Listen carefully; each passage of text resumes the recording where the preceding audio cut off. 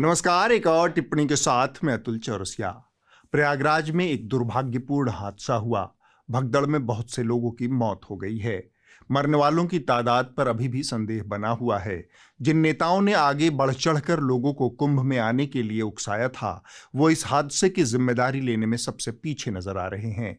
हिंदुस्तानियों के खून में जो ऊंच नीच और जात पात का मवाद भरा है, वह अब वीआईपी कल्चर के रूप में आगे बढ़ रहा है। ये लोग एक साथ धार्मिक मंच भी साझा नहीं करते। हर आदमी अपनी औकात भर वीआईपी जगह घेर कर स्नान और दर्शन करने मंदिरों में जाता है। वह सबके साथ अपना धर्म साझा नहीं करता। जहां करोड़ों लोग जुटने वाले हैं, वहां खतरे के पूर्वानुमान लगाना और उसके मुताबिक योजना बनाने की सोच नजर नहीं आई। 3 दिन पहले से लोगों की शिकायतें आ रही थी कि वीआईपी लोगों की सुविधा के लिए आम लोगों के पैंटून ब्रिज बंद कर दिए गए थे। पैदल जाने वाले एक ही पुल पर फंसे हुए थे और वीआईपी कारें सीधे वीआईपी घाट तक फर्राटा भर रही थी। 4 बजे से कोई व्यवस्था नहीं। और इतने पुल बने, 30 पुल बने, 30 पुल की ये व्यवस्था है कि मैं 4 बजे से घूम रही हूँ, मेरी 15-20 किलोमीटर गाड़ी खड़ी हुई है। थोड़े आगे जाइए। भाई वीआईपी क्यों जा रहा है? क्या वो इंसान है? हम इंसान नहीं है क्या? किसकी वजह से इतने सारे पुल किनकी वजह से बना है? पब्लिक के पैसे से बना है, और क्यों आने दे रहे हैं? अगर वीआईपी के लिए है तो पुल ही ना रखे। पुल की क्षमता नहीं है आपकी, एक पुल की क्षमता नहीं है। किस पुल से ये पब्लिक है, किसने आई है? बात बताओ, ये पूरे पुल बंद किए है। 13 नंबर से मैं इधर आया, ठीक है। अब 13 नंबर को वन वे कर दिया, वापस नहीं जाने दे रहे हैं। मतलब कि ये इस तरफ जो आ गए वो उस तरफ जा नहीं सकता। हमने 108 पे 19-20 पे कॉल करके शिकायत दर्ज की, तो हमें शिकायत दर्ज नहीं हुई हमारी। जब हम ट्रेन के द्वार पे पहुंच गए हैं, हमें कहा जाता है कि बंद है ये, और जिस जगह पे जा रहे हैं वहाँ पे बंद है। लोग यहाँ पे पागलों की तरह घूम रहे हैं। सरकार ने अब वीआईपी मोमेंट पर रोक लगा दी है, लेकिन अभी तक सरकार ने ये नहीं बताया कि कितने वीआईपी पास जारी हुए थे, कौन कौन लोग वीआईपी लिस्ट में शामिल थे। दूसरी तरफ नेता विधायक अपने अपने क्षेत्रों से बसों में भरकर लोगों को कुंभ ला रहे थे, लेकिन इस बात का आकलन किसी शासन प्रशासन के पास नहीं था कि संगम न्यूज पर एक साथ अधिकतम कितने लोग जुट सकते हैं। उल्टे पुलिस अधिकारियों को यह काम करने के लिए लगाया गया था। सभी श्रद्धालु सुन लें, यहाँ लेटे रहने से कोई फायदा नहीं है। जो सोवत है सो खोवत है। उठिए उठिए, स्नान करिए, और भगदड़ मचने की संभावना है। आप पहले आ गए हैं तो आपको सबसे पहले अमृत मिल जाना चाहिए। संगम न्यूज पर जहां करोड़ों लोगों का आना तय था, वहां श्रद्धालुओं को सोने की इजाजत किसने दी? पड़ोसी जिलों भदोही बनारस, आजमगढ़ जौनपुर, फतेहपुर कानपुर, प्रतापगढ़ सुल्तानपुर, रीवा जबलपुर, ये 5 महत्वपूर्ण रास्ते हैं इलाहाबाद में प्रवेश करने के। इन जिलों से आने वालों की सीमा पर निगरानी क्यों नहीं की गई? क्या इन जिलों के प्रशासन से किसी तरह का समन्वय और आदान प्रदान हो रहा था? जिन अधिकारियों की ड्यूटी संगम न्यूज पर थी, उनकी जवाबदेही तय होनी चाहिए। यह आपराधिक चूक है। क्या एक सीमित जमीन के हिस्से पर असीमित संख्या में लोगों को आने की इजाजत और फिर सोने की इजाजत दी जा सकती थी? सरकार एक एक दिन में कुंभ आने वाले स्नानार्थियों की संख्या गिन रही थी, क्योंकि उसे रिकॉर्ड बनाने की पड़ी थी। वह 20 करोड़ 30 करोड़ लोगों को तो गिन पा रही थी, लेकिन उस सरकार के पास मृतकों की सही संख्या गिनने और बताने की क्षमता नहीं है।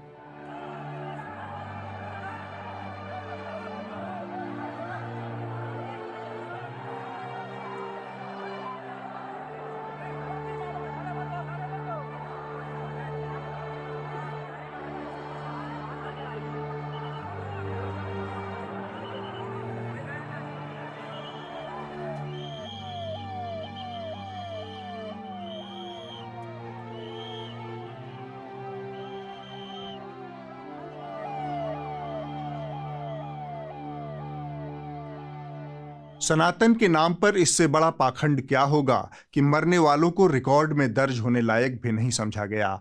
इस हफ्ते नई टिप्पणी नहीं है। आज हम आपके लिए कुछ पुरानी टिप्पणियों का एक गुलदस्ता लेकर आए हैं, क्योंकि कुछ ज़रूरी काम के चलते इस हफ्ते नई टिप्पणी रिकॉर्ड नहीं हो सकी है।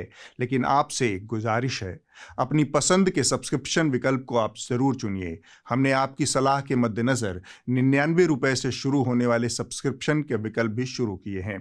इस QR कोड को स्कैन करके आप अपने पसंदीदा शो को सब्सक्राइब कीजिए और गर्व से कहिए, मेरे खर्च पर आजाद हैं खबरें। अब मैं आपको छोड़ जाता हूं टिप्पणी की कुछ पुरानी यादों के साथ। सूरज का ताप कम हो रहा था, मानसून पूरे देश में फैल चुका था, कहीं सब कुछ बहे जा रहा था, कहीं सूखा पड़ा हुआ था, पसीना देह निचोड़ रहा था, रियाया ह्यूमिडिटी की समस्या से दो चार थी।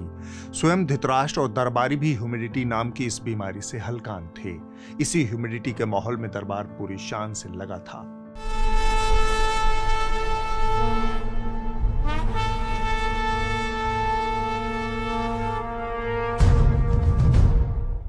धृतराष्ट्र ने तौलिया से माथा पोंछा, फिर आसमान पर एक निगाह डाली, अनुभव को निचोड़कर कहा, पूर्वा चल रही है, औंस भी रहा है, लग रहा है दौ बरसेंगे।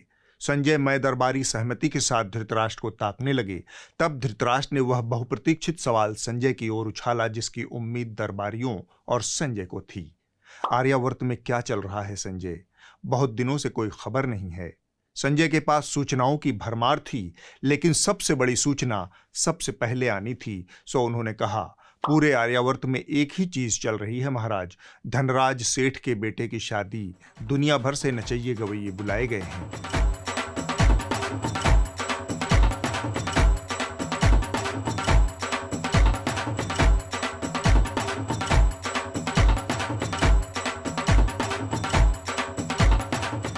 यह सुनकर धृतराष्ट्र को थोड़ा धक्का लगा।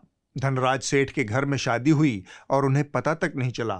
लगभग यही बात उन्होंने संजय से कह डाली। संजय ने कहा, महाराज आप ही दुनियादारी में व्यस्त थे, वरना धनराज सेठ के चश्मे चराग की शादी की चर्चा से शायद ही कोई बचा हो। आधा आर्यावर्त तो धनराज सेठ के दरवाजे पर द्वार पूजा कर रहा था।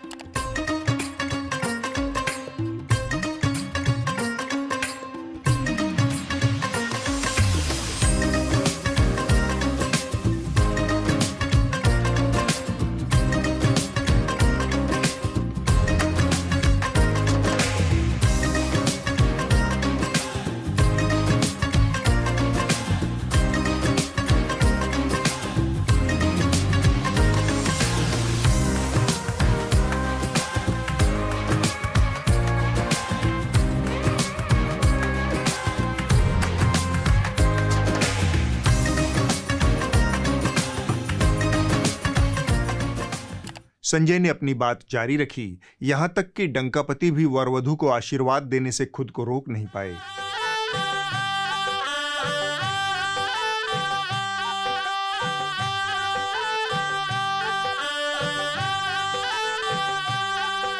यह दृश्य देखकर धृतराष्ट्र थोड़ा अचंभित हुए। फिर संजय से पूछा, इतने खूबसूरत मौके पर चश्मे चराग ने रामलीला वाली ड्रेस क्यों पहन रखी है? संजय ने कहा, वो सब छोड़िए महाराज, असल बात यह है कि धनराज सेठ ने बेटे की शादी में दिल, जिगर, गुर्दा, फेफड़ा सब खोल कर रख दिया। जानकार बताते हैं कि उन्होंने 5,000 करोड़ टके में बेटे की शादी निपटाई है। ये कहा जा रहा है कि अनंत अंबानी की शादी में मुकेश अंबानी ने कुल 5,000 करोड़ रुपए खर्च किए हैं। दावा है कि शादी में करीब 3,000 करोड़ रुपए खर्च हो जाएंगे। दुनिया की सबसे महंगी शादी पर 5,000 करोड़ रुपए की रकम खर्च हो रही है। एक विदेशी मीडिया हाउस की रिपोर्ट के अनुसार अंबानी की शादी में करीब 5,000 करोड़ रुपए खर्च हुए। धृतराष्ट्र 5,000 करोड़ टके की बात पर थोड़ा अटके, लेकिन वापस अपने पुराने पसंदीदा मुद्दे पर लौट आए। डंकापति वहां कैसे पहुंचे? संजय ने कहा, मां के चक्कर में उन्हें कंफ्यूजन हो गई। संजय की बात पर धृतराष्ट्र और बाकी दरबारी कंफ्यूज होकर उनकी तरफ देखने लगे। तब संजय ने उनका कंफ्यूजन दूर करते हुए कहा, दरअसल डंकापति को जाना था मणिपुर, लेकिन गफलत में वो पहुंच गए मणिपुर।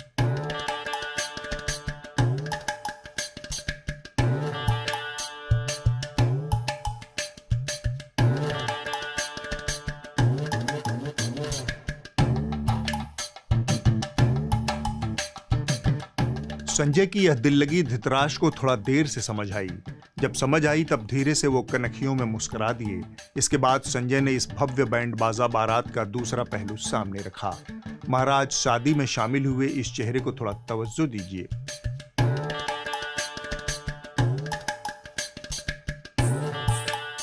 धृतराष्ट्र ने पूछा, यह चेहरा इतना महत्वपूर्ण क्यों है? संजय ने कहा, पूरे महाराष्ट्र में धनराज सेठ की शादी के हल्ले हैं। इस चर्चे में कुछ जरूरी चर्चे गुम हो गए हैं। उन जरूरी चर्चों की जवाबदेही इन्हीं श्रीमान महोदय की है। महाराष्ट्र बीते एक हफ्ते में भीषण बारिश की तबाही से छिन्न भिन्न हो गया है। ठाणे में बारिश के चलते कई गांव का संपर्क एक दूसरे से टूट गया, तो वहीं रत्नागिरी और सिंधुदुर्ग में भारी बारिश की चेतावनी के बाद आज सभी स्कूल बंद रखने के आदेश जारी किए गए हैं। पालघर में तेज बारिश के चलते दिहर्जे नदी पर बनाया गया पुल पानी में डूब गया। तस्वीर देखिए किस तरह से पुल पूरी तरह से पानी में डूब चुका है। पुल टूटने से पालघर और मनोरवाड़ा के बीच का संपर्क टूट गया है। मुंबई की बात करते हैं, कई इलाकों में आज भी भारी बारिश यहां पर हो रही है और बारिश के कारण शहर के निचले इलाकों में पानी भर चुका है। अंधेरी सबवे पर भी पानी भरा हुआ है, जिसके कारण वहां यातायात बंद है। महाराष्ट्र के रायगढ़ से एक खौफनाक वीडियो सामने आया है। रविवार को इलाके में बादल फटने जैसी बारिश हुई और इस दौरान रायगढ़ किला में घूमने वाले पर्यटक तेज बहाव में फंस गए। संजय जारी रहे और ये महोदय मस्त धनराज सेठ की शादी में कड़क कड़क कर झय्यम झय्यम कर रहे थे। रियाया रिरियाती रहे, क्या फर्क पड़ता है। यह सुनकर धृतराष्ट्र के जनवादी मन को धक्का लगा।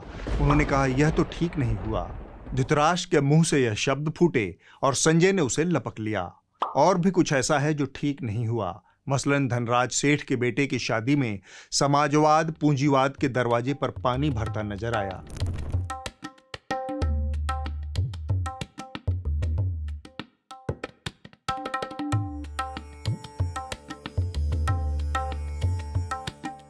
इस दृश्य की कल्पना करके धृतराष्ट्र के मन में कई कौतूहल उत्पन्न हुए। उन्होंने पूछा, क्या दुनिया कुछ बदल गई है या कि सियासत कुछ यूं रुख अख्तियार कर चुकी है जहां पूंजीवाद और समाजवाद एक ही घाट पर पानी पी रहे हैं। ऐसा हुआ तो बाबा कार्ल मार्क्स की आत्मा कलप कलप कर मर जाएगी। संजय ने कहा, आप बाबा कार्ल मार्क्स और बाबा लेनिन की दुनिया में फंसे हैं। ये बाबा रामदेव का काल है। यहाँ पूंजीवाद और आध्यात्मवाद की खिचड़ी पक चुकी है। धनराज सेठ की शादी में गिलोय का जूस और शिलाजीत का शॉट मारकर बाबा रामदेव ने जो परफॉर्मेंस दी, वह पूंजीवाद और आध्यात्मवाद का बेजोड़ कॉकटेल बन गया।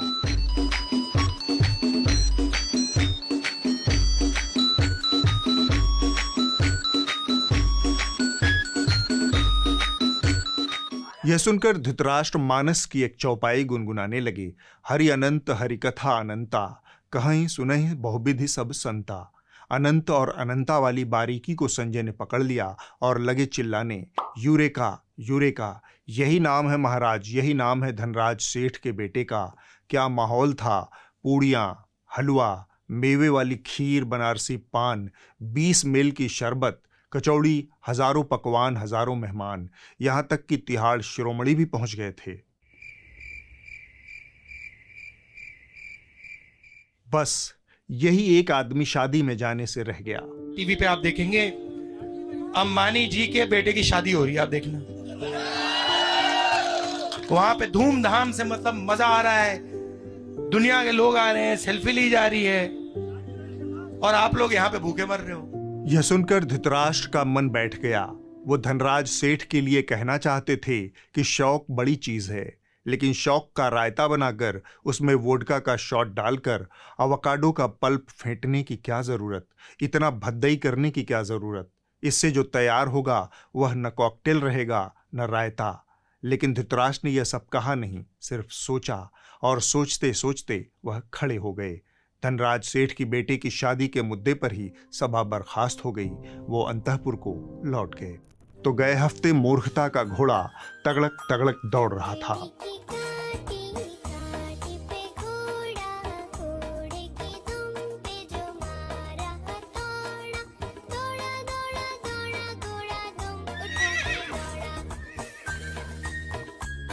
कंगना रनौत के अंदर हर वो लक्षण है जो किसी नार्सिसिस्ट या फिर आत्ममुग्ध व्यक्ति के अंदर होते हैं। ऐसे लोगों को लगता है कि नीले आसमान के नीचे अखिल ब्रह्मांड की सभी समस्याओं का हल उनके पास है। इस तरह के लोगों में ये सलाहियत नहीं होती कि वो विनम्रता से स्वीकार कर लें कि अमुक विषय के बारे में मेरी खास योग्यता या जानकारी नहीं है, इसलिए इस पर मैं चुप रहूंगी। इनकी बात वहां से शुरू होती है जहां बाकियों को लगता है कि मुद्दा खत्म हो चुका है। ये इतिहास पर तो बोलेंगी ही, इतिहास के एक एक घटनाक्रम पर भी अपने ज्ञान का कूड़ा करकट फैलाते चलेगी। ये जाति पर भी बोलेंगी, भले ही जाति और वर्ण व्यवस्था का ककहरा पता न हो।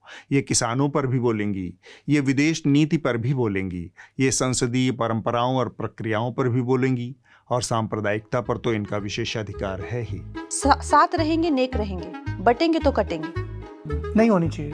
बटेंगे तो कटेंगे। बटने और कटने वाली बात पर हम बाद में विस्तार से बात करेंगे। पहले किसान आंदोलन पर मोहतरमा के खालिस विचार जान लीजिए। यहाँ पे जब फार्मर्स प्रोटेस्ट हुए, वहाँ पे लाशें लटकी थी, वहाँ पे रेप हो रहे थे। इस बात पर स्वयं इनकी पार्टी भाजपा हत्थे से उखड़ गई। बयान जारी हो गया कि बहन कंगना नीतिगत मसलों पर बयान देने योग्य नहीं है, लेकिन वो कंगना ही क्या जो खनकने से बाज आ जाए। इनको ये भी पता है कि किसानों के आंदोलन में अमेरिका और चीन का हाथ था। वो बड़ी लंबी प्लानिंग थी जैसे बांग्लादेश में हुई।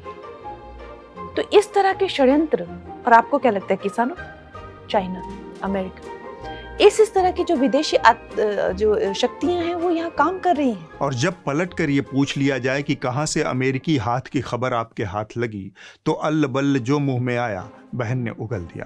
तो आप जब कह रही हैं कि यहाँ पे जो किसानों का प्रोटेस्ट हो रहा था उसके पीछे अमेरिका का हाथ था, तो सोर्स ऑफ इन्फो क्या है इसके पीछे?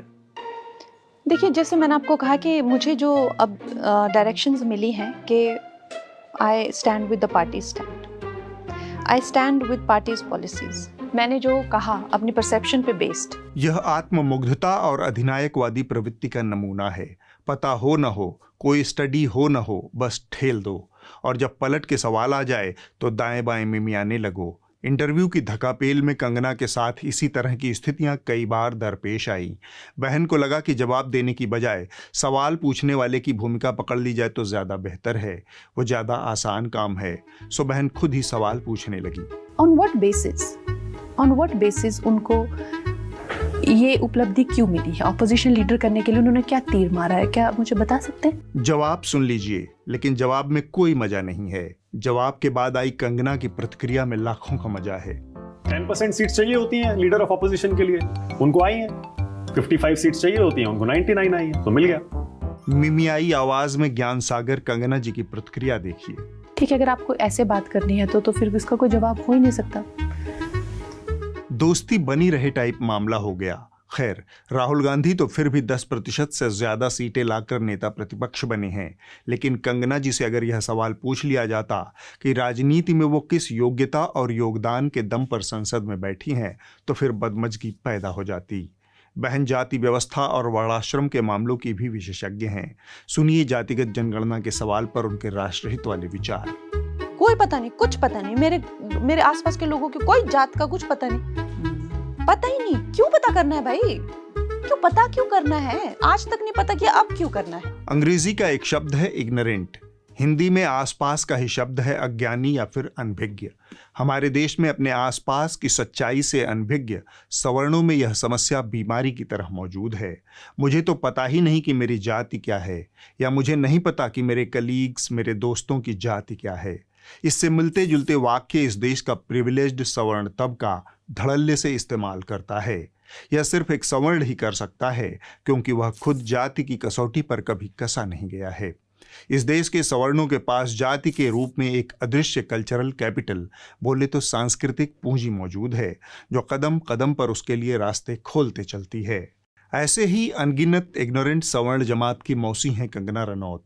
ऐसे लोगों को जातिगत जनगणना क्यों चाहिए? जनरल नॉलेज की यह स्थिति है कि पता इनको देश के पहले दलित राष्ट्रपति तक का नहीं, लेकिन मेरिट पर इनकी बपौती चलती है। पहले जब राम कोविंद जी आए, पहले दलित राष्ट्रपति वो बने, दूसरे है ना? के.आर. नारायण पहले थे। Sorry for my misinformation. Ram Kovind ji आए। जातिवार जनगणना नहीं होनी चाहिए, यह तो इनके अवसरवादी व्यक्तित्व का एक पहलू है।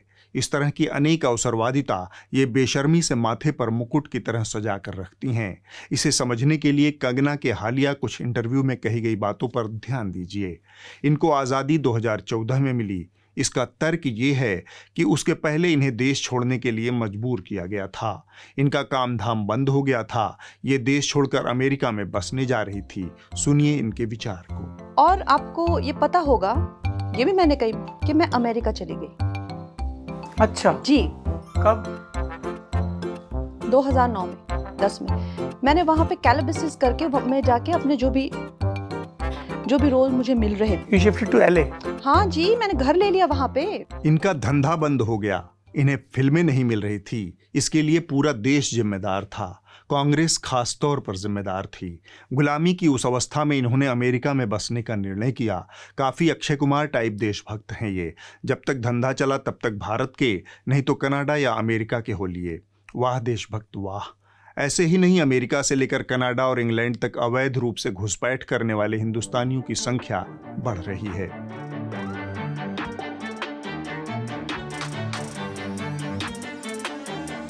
ऐसी ही देशभक्त कंगना के लिए भारत 2014 तक गुलाम था।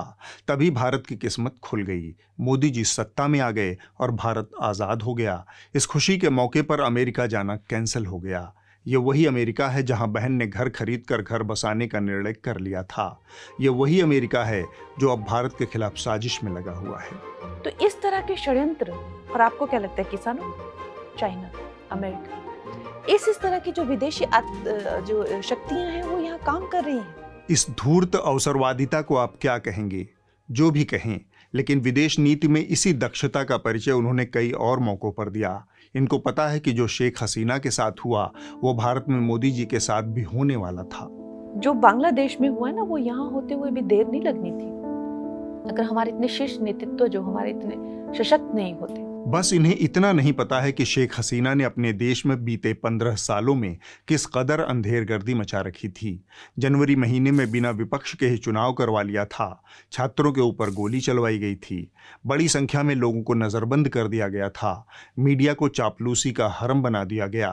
लेकिन ये सब इनको नहीं पता है। लश्कर नोएडा के दंगाई एंकराओं ने मृतक रामगोपाल की पोस्टमार्टम रिपोर्ट की फर्जी खबरें बनाकर चैनल दर चैनल प्रसारित किया।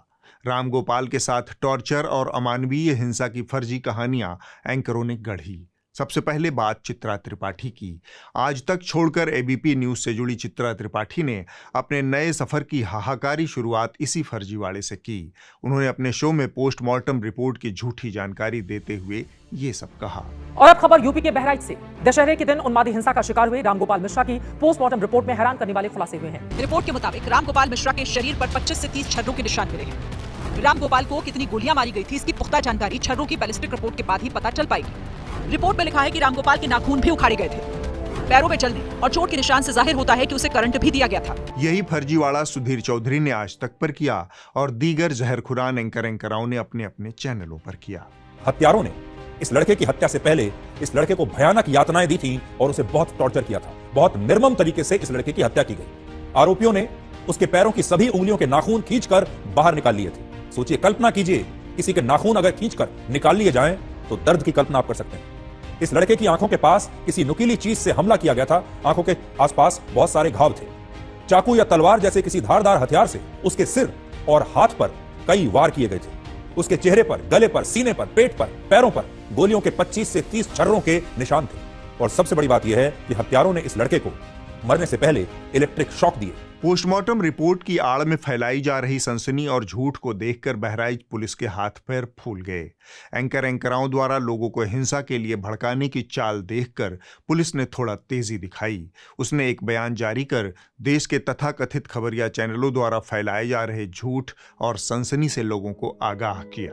दिनांक 13 अक्टूबर को कस्बा महाराजगंज थाना हरदी जनपद बहराइच में घटित घटना में एक हिंदू व्यक्ति की हत्या को लेकर के सोशल मीडिया में सांप्रदायिक सौहार्द को बिगाड़ने के उद्देश्य से भ्रामक सूचनाएं फैलाई जा रही हैं, जिसमें मृतक को करंट लगाना, मृतक को तलवार से मारना एवं उसके नाखून उखाड़ना बातें फैलाई जा रही हैं, जिसमें कोई सच्चाई नहीं है। मृतक की पोस्टमार्टम रिपोर्ट में मृत्यु कारण गोली लगने से पाया गया है। पुलिस ने सिर्फ आगाह किया, कार्रवाई नहीं की।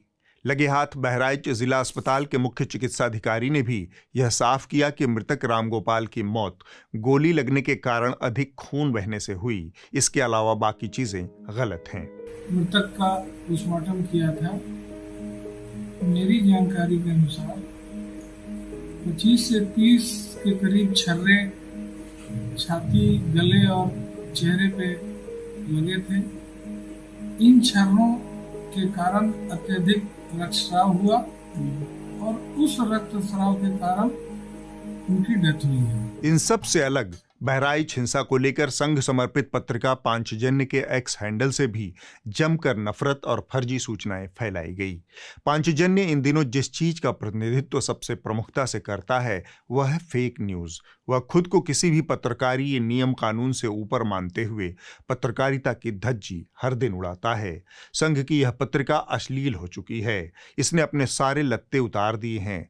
भरे बाजार यह पूरी बदसूरती के साथ नंगा होकर फेक न्यूज फैला रहा है। लगातार अभद्र शब्दों का इस्तेमाल करते हुए ऐसे ऐसे झूठ परोस रहा है जिसका मकसद सिर्फ और सिर्फ मुसलमानों के खिलाफ हिंसा भड़काना है। गोपाल मिश्रा के पोस्टमार्टम रिपोर्ट में चौंकाने वाला खुलासा। गोपाल मिश्रा को करंट लगाया गया। गोपाल मिश्रा के नाखून उखाड़े गए। गोपाल मिश्रा को मौत से पहले तड़पाया गया। गोपाल मिश्रा के शरीर पर 35 छर्रे लगे हुए थे। आंख के पास नुकीली चीज से हमला किया गया। सिर पर धारदार हथियार से हमला किया गया। ISIS की तर्ज पर टॉर्चर कर गोपाल मिश्रा की कट्टरपंथी मुसलमानों ने हत्या की। पूरी तैयारी के साथ गोपाल मिश्रा की हत्या की गई। जो काम पांचजन्य का एक्स हैंडल कर रहा था वही विचार पांचजन्य के संपादक हितेश शंकर ने भी व्यक्त किए। इनका संपादकीय पढ़िए और अपना माथा पीटिए। कितने दुर्भाग्य की बात है। जरा सोचिए, बहराइच में हिंदुओं पर हमले हुए, 20 राउंड से अधिक फायरिंग हुई, हिंदू युवक की जान चली गई, एक मां ने अपने बेटे को खो दिया। लेकिन इन सब के बावजूद सारे आरोप हिंदुओं पर ही लगा दिए गए हैं। सुबह से आप देख रहे होंगे कि किस प्रकार एक इकोसिस्टम कट्टरपंथी मुसलमानों को, पत्थरबाजों को, हत्यारों को क्लीन चिट देने में लगा हुआ है। ऐसा लग रहा है मानो हिंदुओं की ही सारी गलती है। हिंदुओं की गलती यह है कि उन्होंने दुर्गा पूजा क्यों मनाया। हिंदुओं की गलती यह है कि उन्होंने मूर्ति विसर्जन यात्रा क्यों निकाली। हिंदुओं की गलती यह है कि उन्होंने डीजे क्यों बजाया। हिंदुओं की गलती यह है कि वो अपना त्योहार ही क्यों मनाते हैं। नीचे के कट्टरपंथी हमला करते हैं और इकोसिस्टम में ऊपर बैठे उनके आका और डिजिटल दंगाई उनका तर्क दे देकर बचाव करते हैं। उन्हें डरा हुआ, मासूम, निर्दोष बताते हैं। बेशर्मी की सारी सीमाएं लांघ जाते हैं। जमीन के कट्टरपंथी तो एक्सपोज हो ही चुके हैं। धीरे धीरे इकोसिस्टम में बैठे इनके आका भी एक्सपोज हो रहे हैं। अब हम आते हैं शिक्षक से नेता बने अवध ओझा पर। पिछले हफ्ते ये आम आदमी पार्टी में शामिल हो गए। इसके बाद पार्टी ने इनका थोक के भाव इंटरव्यू प्रायोजित किया। BBC के साथ एक ऐसे ही इंटरव्यू के दौरान आपके कार्यकर्ता की समझदारी गड़बड़ा गई। उसने इस सवाल पर इंटरव्यू रुकवा दिया कि अवध ओझा ने पहले मोदी और राहुल की तारीफ की थी और अब वो आम आदमी पार्टी में शामिल हैं। इससे शायद आम आदमी पार्टी का अस्तित्व संकट में पड़ जाए। आपको मैंने बोला था ना, हाँ, मतलब उल्टा सीधा सवाल नहीं करने के। नहीं, ये तो इट्स वेरी नॉर्मल। सर तो बोलेंगे, आप स्टॉप कर दें। नहीं, एक बार सर से सवाल ही पूछ रहे हैं, इसमें ऐसा कुछ नहीं। पत्रकार के सवाल और ओझा के जवाब में कोई धरती फटने, आकाश गिरने जैसी पोटेंशियल नहीं थी। लेकिन आम आदमी पार्टी का कारकुन जो यह इंटरव्यू आयोजित करवा रहा था, उसके अंदर इतनी हिम्मत जरूर थी कि वह ऑन कैमरा यह बोल सके कि आपसे कहा था ना उल्टे सीधे सवाल नहीं करना है। आपको मैंने बोला था ना, हाँ, मतलब उल्टा सीधा सवाल नहीं करने के। नहीं, ये तो इट्स वेरी नॉर्मल। मतलब उल्टा सीधा सवाल नहीं करने के। जो कार्यकर्ता यह अहंकार दिखा रहा था, उम्मीद है उसे लोकतंत्र और पत्रकारिता की थोड़ी सी घुट्टी आम आदमी पार्टी के वरिष्ठ नेता जरूर पिलाएंगे। जहां तक अवध ओझा की बात है तो सबसे पहले यह जान लें कि नेता का अवसरवादी होना गुण है, शिक्षक का अवसरवादी होना अवगुण है। अवसरवादी शिक्षक एक रीढ़ विहीन छात्रों की पीढ़ी तैयार करेगा, आदर्शों और संघर्षों के जज्बे से महरूम एक पीढ़ी। दुनिया का राजा बनाने की तकनीक सिखाने वाले अवध ओझा को आप इन दोनों पैमानों पर तौल सकते हैं। मदमस्त हाथी की तरह चलने वाले ओझा जी ने पहली ही चुनौती के सामने घुटने टेकते हुए जो बात कही, वह उनके राजनीति में सुनहरे भविष्य की गारंटी है। सुना जाए। ना भैया देखो, मैं बोल रहा हूँ जी, पार्टी लाइन डिसाइड करेगी। ना भैया देखो, मैं बोल रहा हूँ जी, पार्टी लाइन डिसाइड करेगी। पलक झपकते ही उन्होंने हाथ खड़ा किया, इंटरव्यू खत्म कर दिया और इशारा मिलते ही माइक ढीला कर दिया। उन्होंने बहुतों को राजनीति शास्त्र पढ़ाया है, अब कुछ लोग उन्हें राजनीति पढ़ाएंगे। क्लास में बकैती करना, क्या गर्लफ्रेंड तो नहीं है? हम क्या तब नहीं बता पाएंगे। राजा बनाना, तुम राजा हो और अपने आप को मान लो कि हम राजा हैं। और अपने मन की बात अपनी शर्त पर कह पाने में कितना बड़ा अंतर है, यह बात अवध ओझा को पहले ही दिन समझ आ गई होगी। खैर, मीडिया और सोशल मीडिया पर रायता फैलने के बाद बतकही कला में पारंगत ओझा जी ने द रेड माइक के साथ उस फैले हुए रायते को समेटने का प्रयास किया। उनके मुताबिक उन्होंने तो कोई सवाल पूछने से मना ही नहीं किया था। मैंने किसी सवाल पे ये नहीं कहा कि यार तुम ये सवाल मत पूछो, पूछो भाई। राजनीति में अगर आदमी सवाल का जवाब नहीं देगा तो फिर वो राजनीति, शिक्षक और राजनेता, इनको जवाब ही देना है। वाह, वह इंटरव्यू तो काबिले जिन्नात की वजह से कैंसिल हुआ होगा। वहां कोई शैतानी ताकत काम कर रही होगी। ओझा जी की जिस अवसरवादी प्रतिभा का जिक्र हमने शुरुआत में किया, अब उस पर आते हैं। आम आदमी पार्टी में शामिल होने से पहले वो भाजपा और कांग्रेस के टिकटार्थी रह चुके हैं। यानी न तो उन्हें घाट से परहेज है, न ही पानी से परहेज है। वो किसी भी घाट का पानी पीने के लिए तैयार हैं। ये बताइए, 2024 में किसी पार्टी से टिकट मांग रहे थे आप? एकदम मांग रहे थे। भाजपा से टिकट मांग रहे थे प्रयागराज से, और कांग्रेस से टिकट मांग रहे थे अमेठी से। एक लिहाज से यह ठीक भी है। वाद किसी नेता का हो सकता है, शिक्षक का कोई वाद नहीं होना चाहिए। वो तो हर वाद एक से निष्ठा से पढ़ाता है। हालांकि ऐसे शिक्षक अब कम ही मिलते हैं। ओझा जी राजनीति की सीढ़ी चढ़ने से पहले मोदी और योगी जी के प्रशंसक थे। बाद में कुछ वक्त के लिए वो राहुल गांधी के प्रशंसक भी बने, और तब वो आप और केजरीवाल के आलोचक भी हुआ करते थे। लगता है आप लोगों ने उनका ये वाला इंटरव्यू नहीं देखा है। क्योंकि हिंदुस्तान की गद्दी पे बहुत ही डेंजरस आदमी बैठा हुआ है, सुनता ही नहीं किसी की। That is the appreciable part of the prime minister. He does not listen to anyone and he is so much lethal. America के राष्ट्रपति के कंधे पे हाथ ठोक देना सबकी बस की बात है ना? प्रेसिडेंट ऑफ अमेरिका उसका पीठ ठोक रहा है। और क्या लेवल ऑफ कॉन्फिडेंस है उस आदमी का। कोई भी ट्रोल करता है, कोई भी कुछ भी बोलता है। हाँ, अकेले में बांधेंगे तो पता नहीं क्या करें। यूपी को चलाना सबके बस की बात नहीं है। इस प्रदेश को मनमोहन सिंह नहीं चला सकते। इस प्रदेश को सिर्फ और सिर्फ आदित्यनाथ चला सकते हैं। अरविंद केजरीवाल शर्ट वर्ट बाहर किए हुए, शर्ट यहाँ से फटी है, चप्पल पहने, मुफलर बांधे, मेरे भारत में बड़ा करप्शन है और मैं करप्शन को उखाड़ के फेंकूंगा। हमने कहा अच्छा कैसे फेंकोगे? हाँ आप। बोले मैं? अरे बोले तुम नहीं, आप।